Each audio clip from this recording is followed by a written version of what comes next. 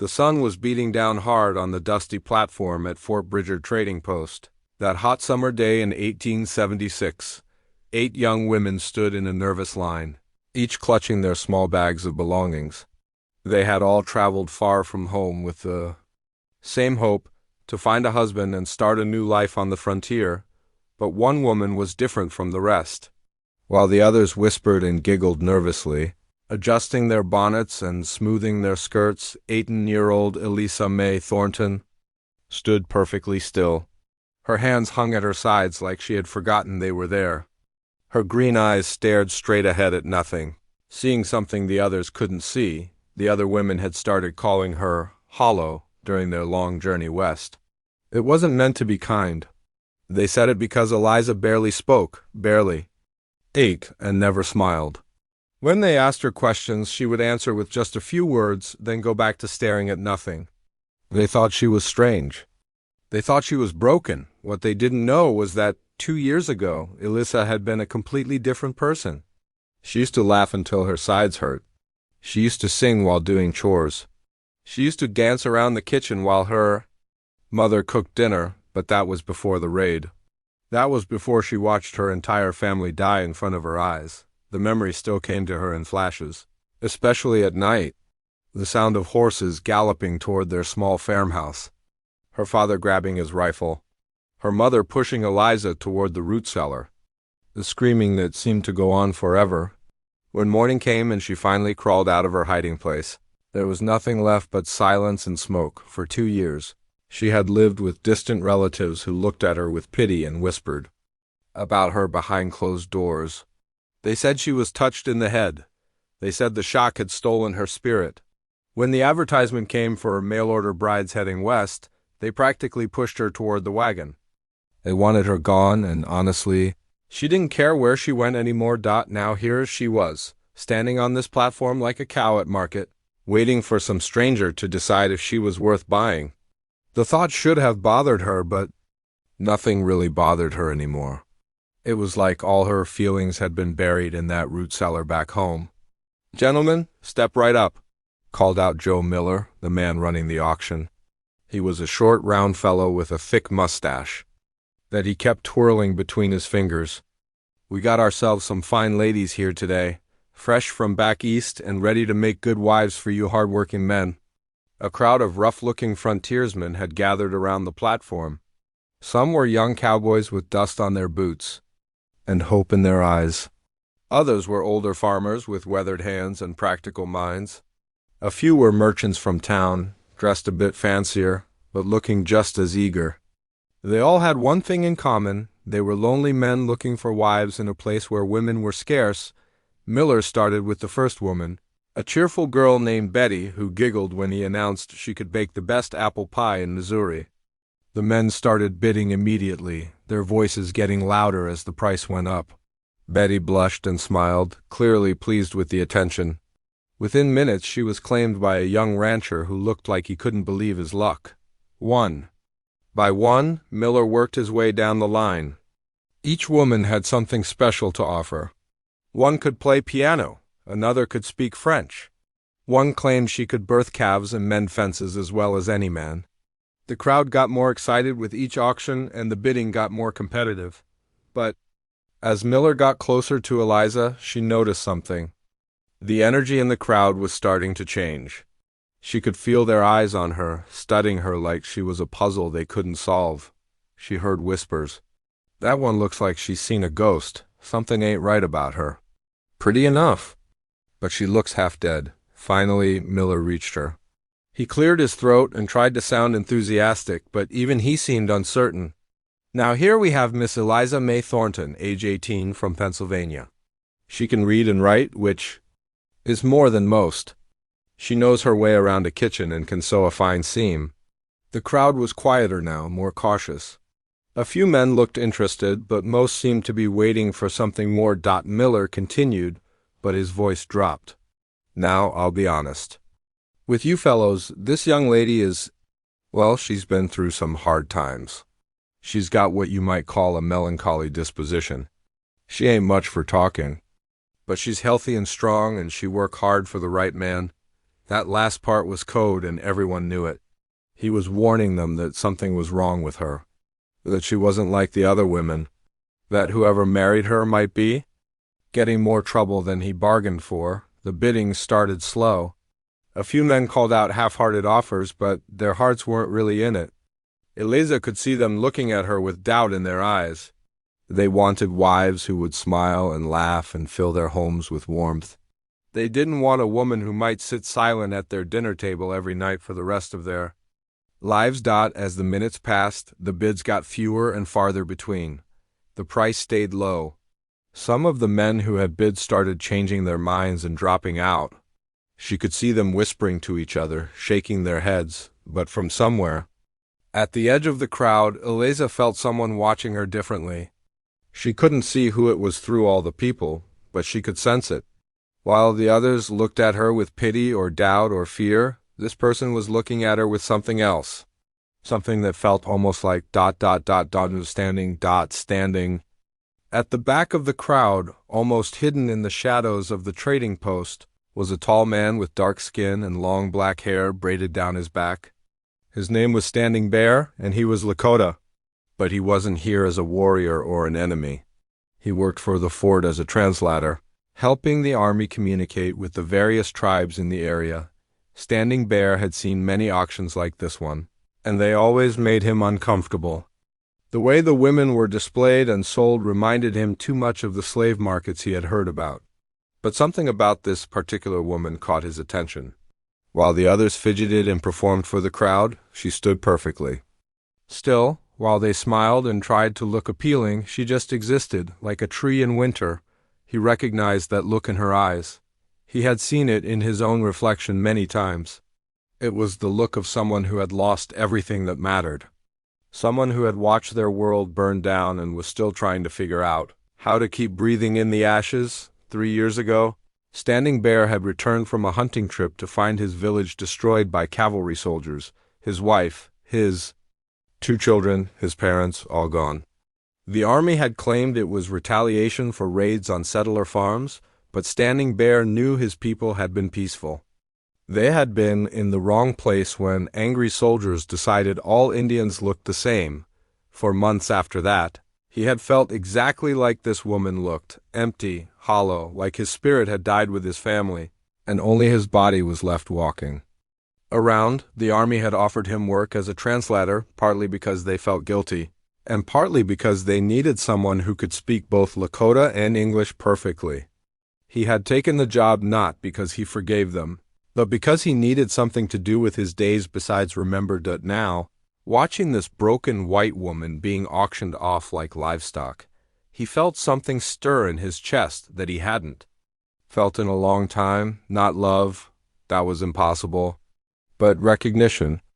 And maybe, just maybe, a tiny spark of hope that 2 hollow people might be able to help each other remember what it felt like to be whole. The bidding for Eliza was winding down. The final offer was pathetically low, and even that bidder looked like he was having second thoughts. Miller was getting ready to move on, to declare her unsold.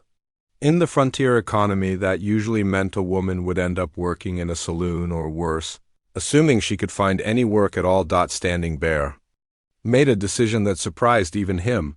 He stepped forward from the shadows, and his deep voice carried clearly across the crowd. "I'll take her." The entire crowd went dead silent. You could have heard a pin drop on that dusty platform. Every head turned to look at the tall man who had just stepped out of the shadows. Standing Bear walked forward with steady, confident steps, but Eliza could see something in his dark eyes that the others missed. He looked as surprised by his own words as everyone else did. Joe Miller's mouth fell open so wide that his mustache seemed to droop. He blinked several times like he was trying to wake up from a strange dream. Did you say you'll take her?" "Yes," Standing Bear replied in perfect English, his voice calm and clear. "I said I'll take her." The crowd erupted like a kicked hornet's nest. Men started shouting all at once, their voices mixing together in angry confusion. "Now hold on just a minute. That ain't right. You can't let an Indian buy a white woman. This is America, not some savage camp." But Standing Bear didn't flinch. He had dealt with reactions like this before. Working as a translator for the army meant he spent every day walking between two worlds that mostly hated each other. He had learned to keep his face calm even when his heart was pounding. Miller raised his hands, trying to quiet the crowd. Sweat was beading on his forehead, and he kept glancing nervously between Standing Bear and the angry men. This was not how he had expected his day to go. "Now, gentlemen, let's all just calm down here. Let's think about this reasonably." "Reasonable?" shouted a big farmer with red hair and freckles. "There ain't nothing reasonable about this. That's a white woman up there." "She's also a human being," Standing Bear said quietly, but his words carried across the platform. "And according to territorial law, I have the same right as any man here to make an offer." That was true, and Miller knew it. The laws were complicated on the frontier, but Standing Bear's position with the army gave him certain rights that other Indians didn't have. He was technically considered a civilian employee of the United States government. Miller had seen the papers himself, but knowing the law and dealing with an angry mob were two different things. Miller could see the situation getting dangerous fast.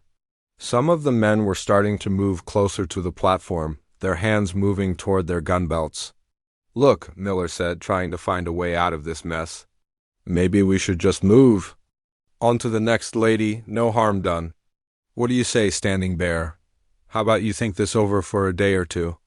Standing Bear shook his head. "I've thought enough. What's your price?" The question hung in the air like smoke from a gun barrel. Miller looked around at the crowd, then at Eliza, then back at Standing Bear. He was trapped between the law and the mood of his customers.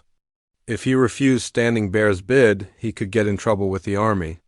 If he accepted it, he might have a riot on his hands. During all this commotion, Eliza just stood there watching.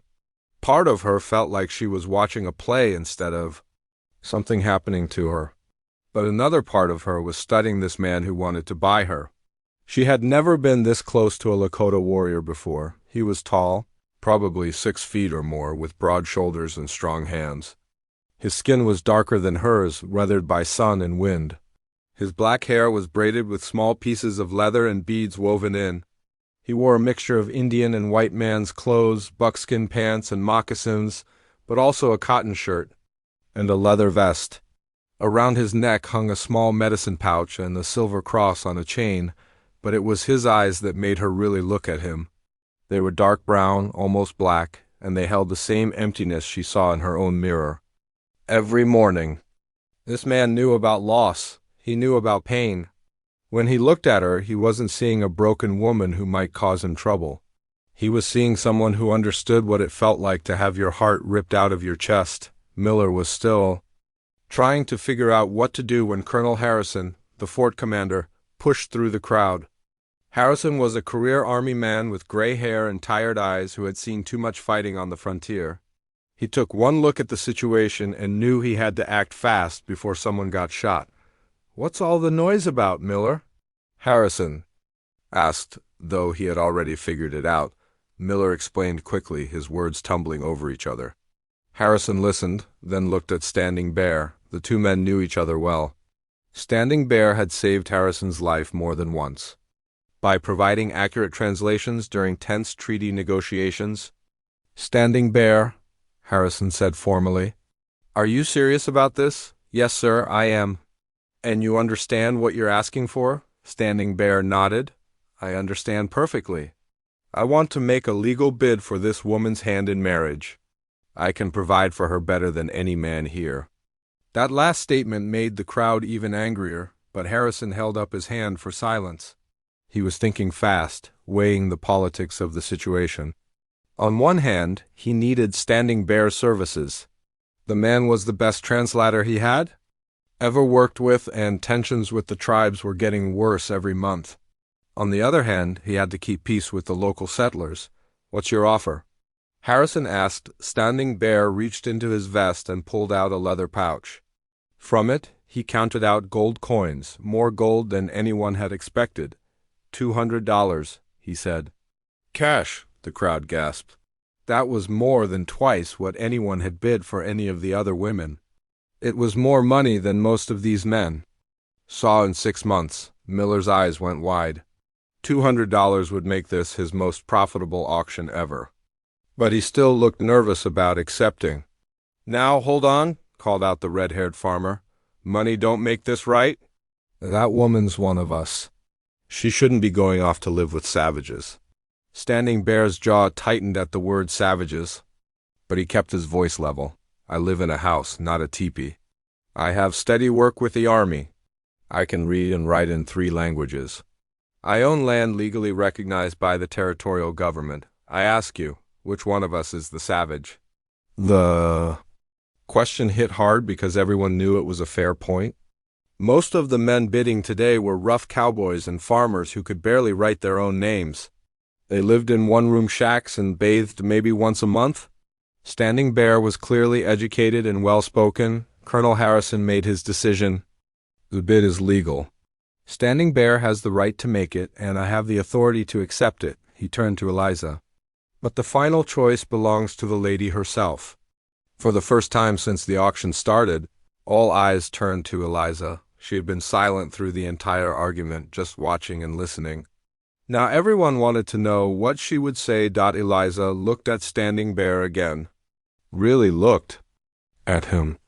She saw the pain in his eyes, but she also saw something else. Kindness, respect. When he looked at her, he didn't see damaged goods or a problem to solve. He saw a person who had been hurt, just like he had been hurt. She thought about her other options. She could refuse, but then what?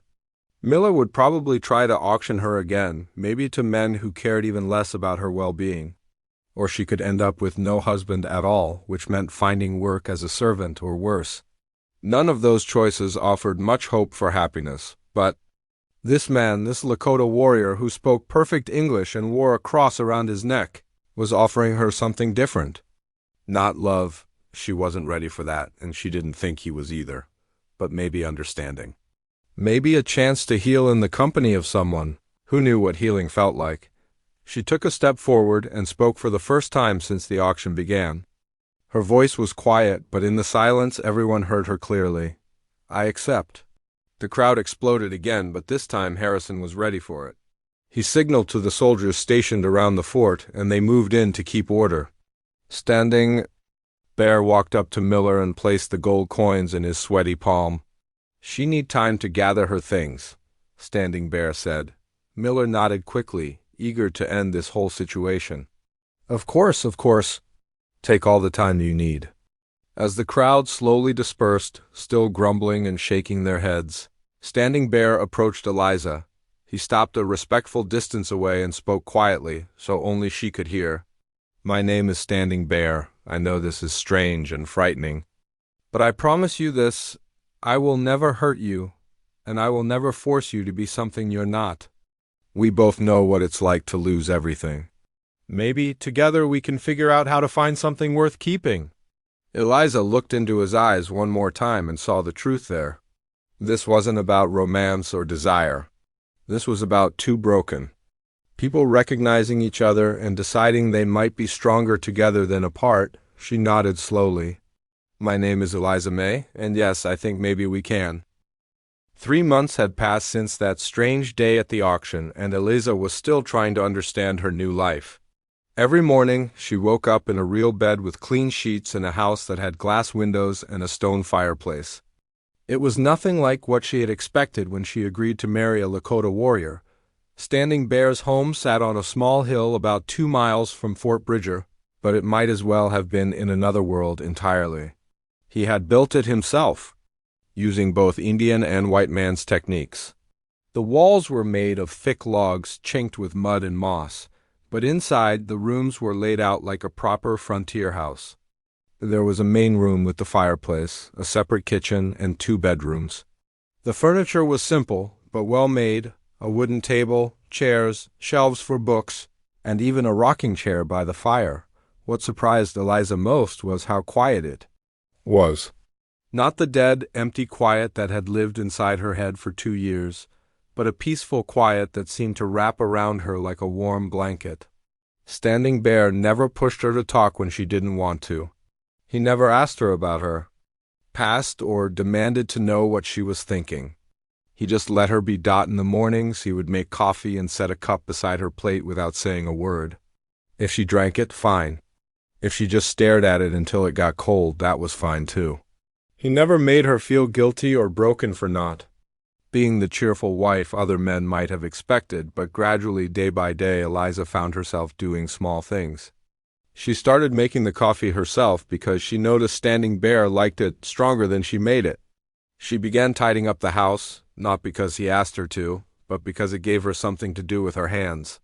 She even started cooking simple meals, though at first she burned everything because she wasn't really paying attention. Standing Bear never complained. If the bread was hard as a rock, he ate it anyway and thanked her for making it. If the stew was too salty, he just drank more water. His patience was endless, and somehow that made her want to try harder. The thing that really changed everything was the day she discovered his books. She had been cleaning the main room when she noticed a shelf full of volumes she hadn't really looked at before. Most frontier homes didn't have any books except maybe a Bible, but Standing Bear had dozens. There were books in English, books with strange symbols she didn't recognize, and even some books that looked like they might be in Latin. She pulled one down and opened it carefully. It was a collection of poems by a man named Walt Whitman. The pages were worn like someone had read them many times. Without really thinking about it, she settled into the rocking chair and began to read. When Standing Bear came home that evening from his work at the fort, he found her still reading. She looked up, suddenly embarrassed to be caught going through his things. "I'm sorry," she said quickly. "I was just curious about ... It's fine," he said, hanging his hat on a peg by the door. "Do you like poetry?" She nodded, then realized it was the first time in months she had answered a question with something other than just a few words. "I used to read a lot before ... She didn't finish the sentence, but Standing Bear understood. Before her family died. Before her world ended. Before she became the hollow woman at the auction. "You can read any of them you want," he said. "Books are meant to be shared." That night, after they had eaten dinner in their usual comfortable silence, Eliza did something that surprised both of them. She asked a question. "Where did you learn to read English so well?" Standing Bear looked up from the piece of leather he was working on. For a moment, she thought he might not answer. But then he set down his tools and leaned back in his chair. "Missionaries came to our village when I was young," he said. "They wanted to teach us about their God and their ways. Most of the adults were suspicious, but I was curious. I wanted to understand how the white world worked, because I could see it was coming whether we wanted it or not." He paused, staring into the fire. "The missionary's wife taught me to read. She said I was the smartest student she'd ever had. I learned English and French, and even some Latin. I thought if I could speak their languages, maybe I could help my people understand how to live in the changing world." "Did it work?" Eliza asked quietly. Standing Bear's face grew sad. "No, it didn't work at all." The next day, something new happened. Colonel Harrison came to the house with a wagon full of papers and a worried expression. Eliza was hanging laundry on the line when he arrived, but she could hear the conversation through the open window.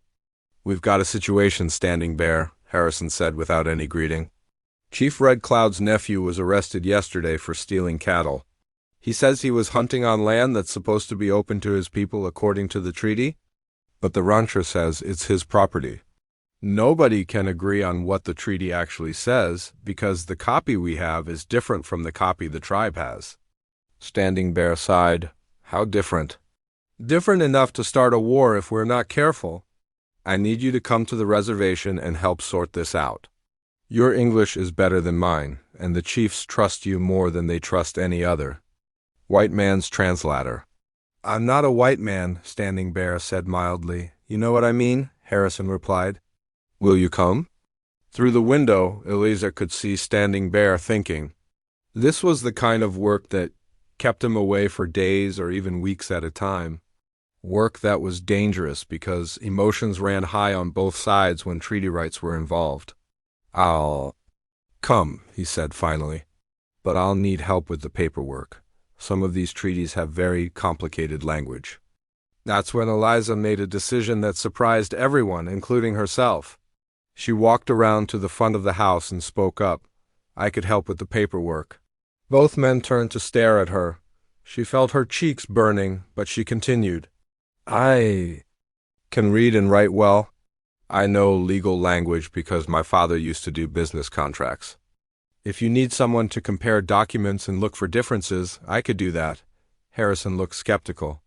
This is government business, ma'am. It's not really appropriate for a woman, Eliza finished. Or for a white woman married to an Indian? The colonel's face turned red. Now, I didn't say that. You didn't have to, Standing Bear said calmly. But she's right about her skills. I've seen her reading. She understands complicated writing better than most of the clerks at the fort. Harrison was caught between his prejudices and his practical needs.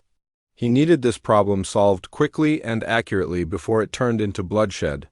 If Standing Bear vouched for his wife's abilities, maybe it was worth considering. You'd both come to the reservation? He asked. If Eliza wants to, Standing Bear said, looking at her carefully. It's her choice. Eliza felt something stirring in her chest that she hadn't felt in years, a sense of purpose, a feeling that she might actually be useful for something beyond just existing. The old Eliza, the one who had died with her family, had always loved solving puzzles and figuring out complicated problems. Maybe that part of her wasn't completely gone after all. I want to help, she said. 2 days later, they set out for the Pine Ridge Reservation in an army wagon loaded with treaty documents, legal papers, and supplies. It was the first time Eliza had traveled anywhere since coming west, and the first time she had been around other people besides Standing Bear since their wedding. The reservation was not what she had expected. She had heard stories about lazy Indians living off government handouts, but what she saw was a community of people trying to survive in impossible circumstances. The land was poor, the government supplies were often late or spoiled, and the rules seemed to change every time a new official came through. But she also saw dignity. She saw families taking care of each other. She saw children playing games and learning from their elders. She saw people who had lost everything, just like her, but who had found ways to keep their culture and their hope alive. Standing Bear introduced her to Chief Red Cloud's wife, a woman named Pretty Owl who spoke some English. Pretty Owl was curious about this white woman who had married one of their own, but she wasn't unfriendly. She showed Eliza how they prepared certain foods and taught her a few words in Lakota. The work was harder than Eliza had expected. The treaty documents were full of legal language that seemed designed to confuse rather than clarify. Worse, she discovered that the English versions and the Lakota versions didn't just have small differences, they said completely different things. In some places, "Look at this," she said to Standing Bear one evening as they worked by lamplight in the chief's lodge. In English, this section says the tribe can hunt on unoccupied lands, but when you translate the Lakota version back to English, it says they can hunt on their traditional hunting grounds. Those are two very different things. Standing Bear. Read both versions carefully, his face growing angry. Someone changed the translation on purpose. They wanted the chiefs to sign something they didn't understand. Can we prove it? Eliza asked. Maybe, if we can find the original interpreter's notes, or if we can get some of the older chiefs to remember exactly what was said during the negotiations. They worked for 3 more days, comparing documents, interviewing witnesses, and building a case. Eliza found herself talking more than she. The news reached them on a cold morning in late October. A young Lakota rider came galloping up to their house, his horse covered in sweat and foam. Standing Bear was chopping wood behind the house when he heard the hoofbeats. By the time he got to the front door, the rider was already talking rapidly in Lakota to Eliza, who had come out to see what was happening. "I can't understand him," she said, looking worried. "But he seems very upset about something." Standing Bear spoke quickly to the young man, and Eliza watched her husband's face grow dark as he listened. When the rider finished talking, Standing Bear stood silent for a long moment, staring at the ground. "What is it?" Eliza asked. "General Custer is dead," Standing Bear said quietly. His entire command was wiped out at the Little Bighorn River. The army is calling it a massacre. Eliza felt her stomach drop. She knew what this meant. Every time there was trouble between the army and the tribes, things got worse for everyone caught in the middle. And Standing Bear was right in the middle. What happens now? She asked. Now everyone wants blood? Standing Bear replied.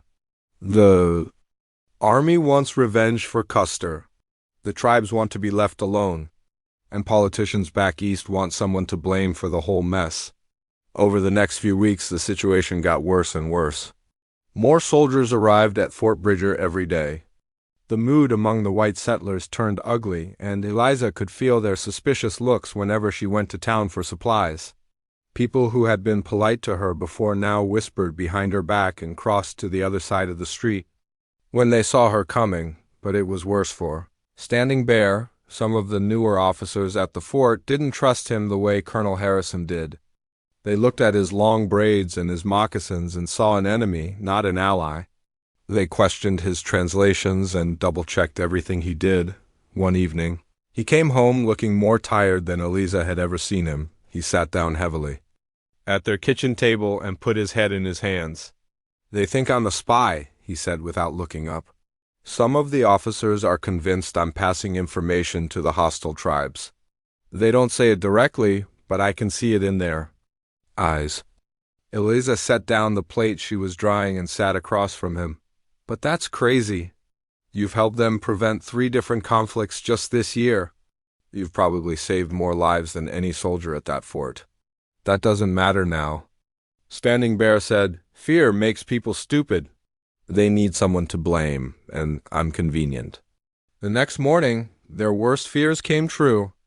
Colonel Harrison arrived at their house with a squad of soldiers, and his face was grim. Eliza's heart started pounding as she watched them approach. She had seen that look before on the faces of the soldiers who came to tell families that their sons or husbands were dead. Standing Bear, Harrison said formally, I need you to come with me to the fort. There are some questions that need answering. What kind of questions? Eliza asked, stepping protectively closer to her husband. Harrison looked uncomfortable. There's been an incident. A supply wagon was attacked yesterday about 10 miles from here. The attackers knew exactly where to find it and when it would be passing through. Someone with inside information had to have told them. Standing Bear's face went very still. And you think that someone was me? I don't think anything yet, Harrison said. But I have orders from Territorial Command to investigate. Everyone who had access to that information. That includes you, Eliza felt panic rising in her chest. This is ridiculous. Standing Bear was here with me all day yesterday. He never left the house. Ma'am, I know this is hard, Harrison said gently. But there are other ways information can be passed, messages, signals, go-betweens. I have to follow orders. As the soldiers led Standing Bear away, Eliza felt like she was watching her world collapse all over again. But this time, instead of freezing up like she had when her family died, something fierce and angry woke up inside her. She was not going to lose another person she cared about without a fight. That night, she did something she had never done before. She opened the wooden chest where Standing Bear kept his most important papers and began to read through everything. Letters from army commanders praising his work. Certificates showing his legal status as a civilian employee. And, most importantly, a leather journal where he had been keeping detailed records of every translation job he did, every meeting he attended, and every piece of information he handled. As she read through months of entries, a pattern began to emerge. Standing Bear had been incredibly careful to document everything, almost as if he knew that someday he might need to prove his loyalty. But more than that, Eliza began to notice things that didn't make sense. The supply wagon that was attacked yesterday had been carrying medical supplies to a remote outpost. But according to Standing Bear's journal, he had never been told about that shipment. He had been working on treaty documents all week, not transportation schedules. So how could he have leaked information he never had? Eliza stayed up all night, reading and making notes. By morning, she had found 3 other recent attacks where Standing Bear was supposedly the source of leaked information. But where his own record showed, he couldn't have known the details that were compromised. Someone else was leaking information to the hostile tribes. Someone who had access to military communications but was letting Standing Bear take the blame. The question was who and how could she prove it? The answer came to her as she was making coffee at dawn. She remembered something Pretty Owl had said during their time at the reservation. The old woman had mentioned that some of the younger warriors had a friend at the fort, someone who traded information for whiskey and gold. At the time, Eliza had assumed it was just gossip. Now she wondered if it might be the key to everything. She spent the day going through Standing Bear's papers more carefully, looking for any mention of other translators or clerks who might have access to sensitive information. What she found was even better. She found copies of reports that Standing Bear had translated, along with notes showing who else had handled each document. One name appeared over and over again: Private Timothy Brooks, a young clerk who worked in the communications office. According to Standing Bear's notes, Brooks had been present at several meetings where sensitive information was discussed. He also had access to transportation schedules, supply manifests, and patrol routes. More importantly, Eliza remembered seeing Brooks in town several times, always with more money than a private salary should allow. She had noticed because he reminded her of her younger brother, and she had wondered how he could afford to buy drinks for everyone at the saloon. Armed with this information, Eliza did something that would have been unthinkable for the Hollow woman at the auction. She marched into Fort Bridger and demanded to see Colonel Harrison. "Ma'am, I appreciate your concern for your husband," Harrison said when she was finally allowed into his office. "But this is a military matter. I can't discuss the details of the investigation with you." "Then don't discuss them," Eliza said firmly. "Listen to them." She laid out everything she had discovered, document by document, pointing out the inconsistencies in the accusations against Standing Bear. She showed Harrison how the leaked information matched up perfectly with Private Brooks' access. But not with her husband's assignments. Harrison listened carefully, occasionally asking questions or requesting clarification. When she finished, he sat back in his chair and was quiet for a long time. "This is very thorough work," he said finally. "But it's all circumstantial. Even if you're right about Brooks, I need proof that will hold up in a military court." "Then get it," Eliza said. "Set a trap. Give Brooks false information about a supply shipment and see if it gets leaked. If it does, you'll have your proof." Harrison looked at her with new respect. "That's actually a very good idea. But it would be dangerous. If Brooks is working with hostile warriors and they attack a decoy shipment, people could get killed." "People are already getting killed," Eliza pointed out. "And my husband is sitting in a jail cell for something he didn't do. How many more innocent people are going to suffer while the real traitor keeps working?" 2 days later, Harrison put Eliza's plan into action. He arranged for Private Brooks to overhear a conversation about a gold shipment that would be traveling through Devil's Canyon the next morning. The shipment was fake, but the soldiers guarding the empty wagon were very real. Sure enough, the shipment was attacked exactly where and when Brooks had been told it would pass through. The attacking warriors were captured, and under questioning, they revealed that their information had come from the young soldier who drinks too much and always needs money. Private Brooks was arrested that same day. When they searched his quarters, they found more gold than he could have earned in 5 years of army pay, along with letters written in a code that matched symbols found at several attack sites. Standing Bear was released immediately with a formal apology from the Territorial Command. But the damage to his reputation was harder to repair. Many people at the fort still looked at him with suspicion, and some of the settlers in town made it clear that they thought he had gotten off too easy that night. As they sat by their fireplace, Standing Bear took Eliza's hands and looked into her eyes. Spring came early to Wyoming Territory in 1878, and with it came a letter that would change everything. Eliza found it slipped under their door one morning, but bearing the official seal of the United States Army, her hands shook as she opened it. fearing more trouble after everything they had been through, but this letter was different. It was an offer, written in formal language that took her several readings to fully understand.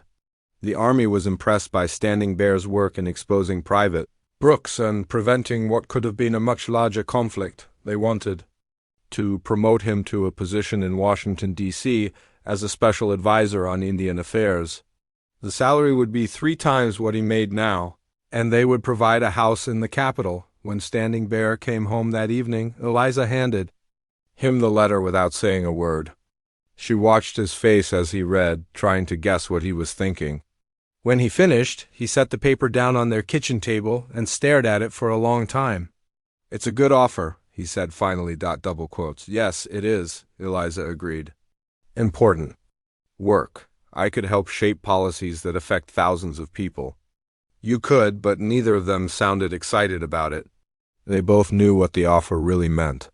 It meant leaving this place where they had built something together. It meant entering a world where Standing Bear would be seen as a curiosity, an educated Indian who could speak well enough to be useful to white politicians. It meant Eliza would become the wife of that Indian advisor, whispered about at dinner parties and social gatherings. They didn't talk about it that night, or the next day, or the day after that. The letter sat on the table like an unwelcome guest, impossible to ignore but too complicated to address directly. Then 2 weeks later, another letter arrived. This one was addressed to Eliza, and the handwriting was unfamiliar. She opened it carefully and began to read. "Dear Mrs. Standing Bear," it began. "You do not know me, but my name is Catherine Montgomery, and I am your father's sister. I have been searching for you ever since I heard about the terrible tragedy that befell your family. I have recently learned of your marriage and your current circumstances, and I want you to know that you have family who cares about you." The letter went on to explain that Catherine lived in Boston with her wealthy husband, and they had no children of their own. They wanted to bring Eliza back east, to give her what they called a proper life among civilized people. They offered to pay for her travel and to support her while she sought an annulment of her marriage to that savage. Eliza read the letter 3 times before she could fully process what it meant. Here was her chance to return to the world she had been born into. A world of pretty dresses and tea parties and people who looked like her. A world where she wouldn't have to face suspicious stares every time she went to town, or worry about her husband being accused of crimes he didn't commit. That evening she showed Standing Bear both letters. He read them slowly, then looked at her with an expression she couldn't quite read. "2 chances to start over," he said quietly. "2 chances to leave all this behind." "Yes," Eliza said. "2 chances. Which one calls to you?" He asked Dot. It was a fair question, and one that kept her awake all night. She thought about the woman she had been before the raid, young, sheltered, protected from the harsh realities of the world. She thought about the woman she had become, someone who could investigate mysteries, expose corruption, and stand up to army colonels when justice was at stake. The next morning, she found Standing Bear sitting by their fireplace, reading one of his books. He looked up when she entered the room. "I've been thinking about those letters," she said. "So have I. The Washington job would be good for you. You could help a lot of people." "I could," he agreed. "But I would be doing it alone, surrounded by people who see me as useful but not equal." "And you would be unhappy there?" "How do you know I would be unhappy?" Standing Bear smiled, the first real smile she had seen from him in weeks. "Because I know you. You found your voice here, your strength, your purpose. In Washington, you would be expected to smile quietly and pour tea while the men made decisions. You would become hollow again." His words hit her like a physical blow because she knew he was right. The thought of sitting in elegant parlors making small talk about the weather while real issues were being decided in other rooms made her feel sick. "And your aunt's offer?" Standing Bear asked gently. "Would mean leaving you," Eliza said simply. "And I don't want to do that." They sat in comfortable silence for a while, watching the fire crackle and listening to the wind outside. Finally, Standing Bear spoke. "There's a third choice," he said. "We could stay here and make our own opportunity." "What do you mean?" Standing Bear set down his book and leaned forward. I've been thinking about this for months. The problems between the army and the tribes aren't going to be solved by politicians in Washington. They're going to be solved by people who understand both worlds right here where the conflicts happen. He stood up and began pacing, the way he did when he was excited about an idea. What if we started a school? Not just for Indian children or white children, but for both. A place where they could learn together, understand each other, maybe even become friends. Eliza felt something stir in her chest. The same feeling she had gotten when she realized she could help solve the mystery of the supply wagon attacks. That's actually brilliant, but who would pay for it? Who would send their children? Some people would, Standing Bear said confidently. Not everyone is filled with hate. There are families on both sides who want something better for their children, and as for money, ... He walked over to their desk and pulled out a small wooden box. Inside were the gold coins he had earned from his work with the army, plus some additional payments he had received for a special translation. Jobs. We have enough to start small, he said. One room, maybe 10 or 12 children. We could teach reading, writing, arithmetic, but also practical skills. How to farm, how to hunt, how to live in this changing world. Eliza's mind was already racing with possibilities. We could teach in both languages. The white children could learn Lakota, and the Indian children could improve their English. They could learn each other's stories, understand each other's ways of thinking. Exactly, Standing Bear said, his eyes bright with enthusiasm. And you could teach them to question things, to investigate, to stand up for what's right. Skills that both communities need. Over the next few weeks, they threw themselves into planning their school with the same energy they had once used to solve the mystery of the supply wagon attacks. Standing Bear talked to families in the nearby Lakota settlements, while Eliza approached some of the more open-minded settlers in town. The reactions were mixed. Some people thought they were crazy. Others were actively hostile to the idea of mixing white and Indian children. But a few families, tired of the constant conflict and hoping for a better future, were willing to give it a try. Summer, they had 8 students, 4 white children and 4 Lakota children, ages 6 to 14. They converted the main room of their house into a classroom and began what they called the bridge school. The first few weeks were challenging. The children were suspicious of each other, speaking only to kids from their own group. But gradually, as they worked on projects together and learned each other's games, the barriers began to break down. The breakthrough came when 10-year-old Joseph, a settler's son, fell and hurt his ankle during a nature walk. Little Fox, a Lakota girl about the same age, immediately ran to help him. She used traditional plant medicine her grandmother had taught her to ease the pain, while Joseph shared his lunch with her as a way of saying thank you. By autumn, the children were chattering away in a mixture of English and Lakota, teaching each other songs and games, and even defending their school to skeptical adults in both communities. One day in October, Eliza was teaching a lesson about local history when something unexpected happened. She was telling the children about the early settlers and the conflicts that had shaped the territory when little Joseph raised his hand. Mrs. Standing Bear, he said, why don't you tell the grown-ups in town about this stuff? They don't know most of what you're teaching us, and maybe if they did, they wouldn't be so scared of each other. The question stopped Eliza cold. Out of the mouths of babes, she thought. Why wasn't she sharing this knowledge with adults? That evening she talked to Standing Bear about Joseph's suggestion. What if we started holding meetings for adults too? Not lessons like we do for the children, but discussions. Places where people could ask questions and share their perspectives. It would be dangerous, Standing Bear warned. Adults are more set in their ways than children, more afraid of change. Yes, Eliza agreed, but also more powerful to create change if they choose to. They started small, inviting just a few people from each community to monthly gatherings at their house.